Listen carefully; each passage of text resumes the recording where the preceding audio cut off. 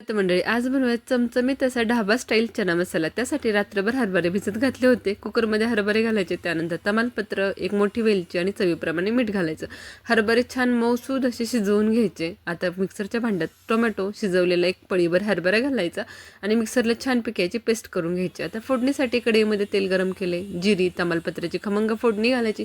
यावरती चिरलेलं लसूण, चिरलेलं आलं आणि त्याचबरोबर हिरवी मिरची घालून कांदा घालायचा. कांदा मऊसूद होईपर्यंत परतवून घ्यायचा. वाटलेलं वाटण घालायचं. तेल सुटेपर्यंत टोमॅटो छान परतवून घ्यायचा. हरभरे घातल्यामुळे ग्रेव्हीला छान दाटसरपणा येणार आहे. वाटणाला छान तेल सुटायला लागले की गरम मसाला, हळद, लाल तिखट घालायची, धना पावडर घालून छानपैकी मसाला परतवून घ्यायचा. आता शिजवलेले हरभरे, कोथिंबीर, चवीप्रमाणे मीठ घालायचं आणि ग्रेव्ही छानपैकी 3 ते 4 मिनिटं झाकून ठेवून उकळून घ्यायची. अतिशय सुंदर असा हॉटेल स्टाईल चना मसाला तयार होतो. भाजी छान दाटसर झाली, कढईमध्ये सर्व करून घ्यायची. वरून छान तडका करायचा. गरम तेलामध्ये लसूण आणि उभी चिरलेली हिरवी मिरची, त्याचबरोबर पाव चमचा लाल तिखट घालून खमंग असा तडका घालायचा. चमचमीत असा हॉटेल स्टाईल